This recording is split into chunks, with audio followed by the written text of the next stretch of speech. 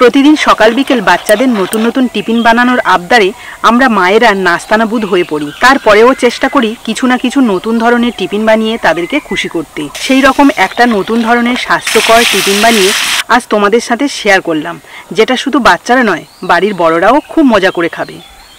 নমস্কার বন্ধুরা, আমি সাবিত্রী, ভিলস রই চ্যানেলে সবাইকে স্বাগত জানিয়ে আজকে রান্নাটা শুরু করছি।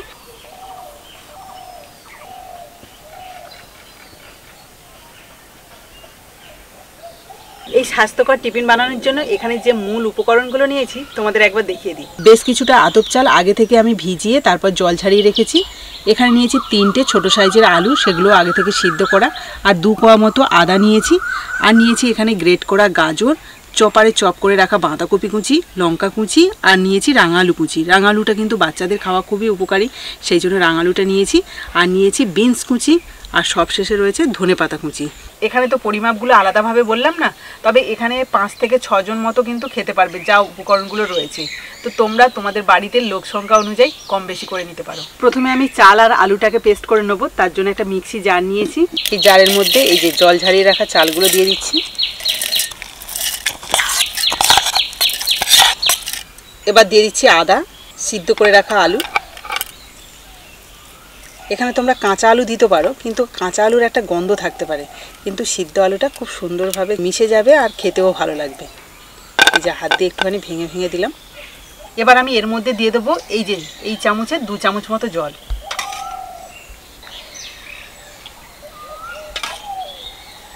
দু চামচ মতো তো জল দিলাম, আবার যদি পেস্ট করার সময় একদম শুকনো শুকনো হয় তাহলে আরেকটু জল দিয়ে দেবো। তো চলো পেস্ট করে নিয়ে আসি। পেস্ট করে নিয়ে চলে এলাম। দেখো খুব ভালোভাবে পেস্ট করে নিয়েছি। এবার একটা পাত্রে ঢেলে নেব। তবে এর মধ্যে কিন্তু জল দেওয়া লাগেনি, যা জল দিয়েছিলাম তাতেই হয়ে গেছে। প্রথমে এর মধ্যে দিয়ে দিচ্ছি সামান্য একটু হলুদ গুঁড়ো, পরিমাণ মতো নুন, সামান্য একটু লঙ্কার গুঁড়ো, দিয়ে দিচ্ছি কিছুটা জিরে গুঁড়ো, 1 চামচ চিনি, আর দিয়ে দিচ্ছি সামান্য একটু গরম মশলার গুঁড়ো।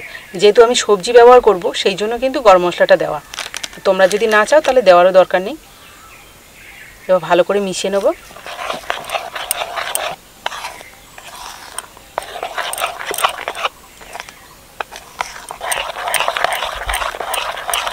মশলাগুলো ভালোভাবে মিশিয়ে নিলাম। এবার আমি সবজিগুলো মেশাবো, তবে তার আগে কিন্তু কড়াইতে একটু হালকা ফ্রাই করে নেব। সবজিগুলো হালকা ফ্রাই করে নিলে খেতে কিন্তু ভালো লাগবে। এবার এটাকে সাইডে রেখে উনুনটা ধরিয়ে নেব। কড়াইতে দিয়ে দিচ্ছি কিছুটা সাদা তেল, 1/2 চামচ সাদা জিরে, 1/2 চামচ সর্ষে, কয়েকটা কারি পাতা, সামান্য একটু হিং। এবার আমি পরপর সব সবজিগুলো দিয়ে দেবো। ধনে পাতাটা আমি শেষের দিকে দেবো। এখন এই সবজিগুলো ভালো করে নেড়ে চেড়ে ভেজে নেব, তবে এর মধ্যে একটু নুন দেবো। বাচ্চারা তো নর্মালি সবজি খেতে চায় না, আবার ভাতও খেতে চায় না, কিন্তু এর মধ্যে এই যে চালের পেস্টও রয়েছে প্লাস সবজিও রয়েছে, মানে খুবই স্বাস্থ্যকর আর খেতেও ভালো লাগবে। বাচ্চারা কিন্তু খুব খুশি হয়ে খাবে। ওখানে চালের পেস্টের মধ্যে আমি তো নুন দিয়ে দিয়েছি, আর এখানে সবজির পরিমাপ অনুযায়ী দিয়ে দিচ্ছি কিছুটা নুন আর সামান্য একটু হলুদ গুঁড়ো।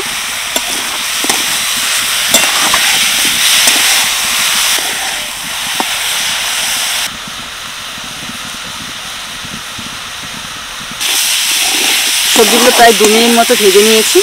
এবার দিয়ে দিচ্ছি ধনেপাতা কুচি। এবার নেড়ে চেড়ে আমি নামিয়ে নেব।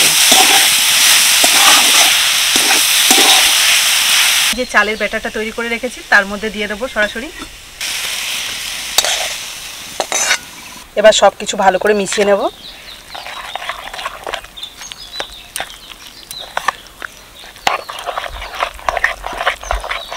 কাঁচা সবজির থেকে কিন্তু অবশ্যই করে এরকম ভেজে দিলে সেই খাবারটা খেতে খুবই ভালো লাগে। ব্যাটারটা রেডি হয়ে গেছে, আর থিকনেসটা দেখে না, এই দেখো থকথকে মতোই আছে কিন্তু।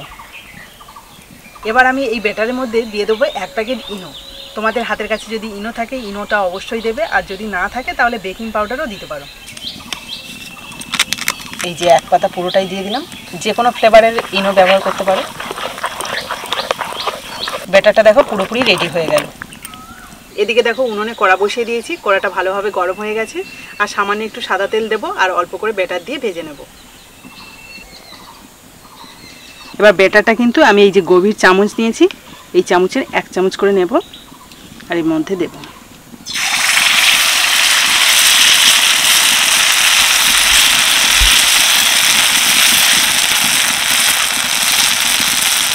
আঁচটাকে লো টু মিডিয়াম রেখে ঢাকা দিয়ে রাখবো 2 মিনিট মতো।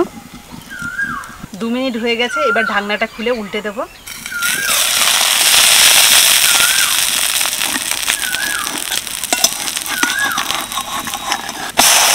এই দেখো নিচেটা কত সুন্দরভাবে ভাজা হয়েছে, দেখো দেখতেও দারুণ লাগছে। এই পিঠটাও ঢাকা দিয়ে 2 মিনিট মতো ভেজে নেব। উল্টো পিঠটাও 2 মিনিট মতো ভেজে নিলাম।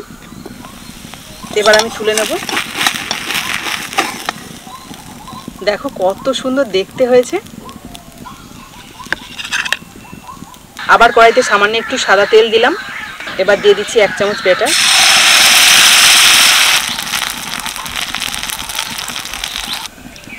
দু মিনিট হয়ে গেছে, এই দেখো উপরটাও কি সুন্দর সিদ্ধ হয়ে গেছে।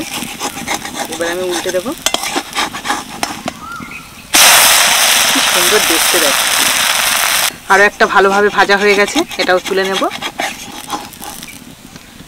এই দেখো ইনো দেওয়া বলে কি সুন্দর ছিদ্র ছিদ্র হয়েছে। টিফিনটা কিন্তু দেখতেও যেমন সুন্দর, খেতেও দারুণ সুস্বাদু হবে।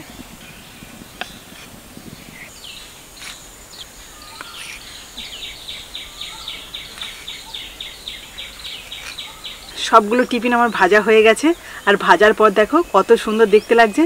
সবগুলো কিন্তু একই সাইজের হয়েছে এবং একই রকম দেখতেও হয়েছে। এই স্বাস্থ্যকর টিফিনটা খেতে কেমন হয়েছে তোমাদের তো অবশ্যই খেয়ে বলবো, তবে তার আগে একটা কেটে দেখাই ভেতরটা কেমন হয়েছে। এই দেখো কতটা নরম হয়েছে বুঝতেই পারছো, আর ভেতরটাও দেখো কি দারুণভাবে কুক হয়েছে, দেখতে কিন্তু অপূর্ব লাগছে। তো চলো এই স্বাস্থ্যকর টিফিনের স্বাদটা কেমন হয়েছে তোমাদের একটু খেয়ে বলি। কুট্টুস তো এখন ঘুমোচ্ছে, সেই জন্য আর ডাকলাম না। যেটা আমি কেটে দেখাচ্ছিলাম সেটাই নিয়ে নিয়েছি। আর এটা কিন্তু যে কোনো চাটনির সাথেও খেতে পারো, তবে আমি শুধু শুধু খাচ্ছি।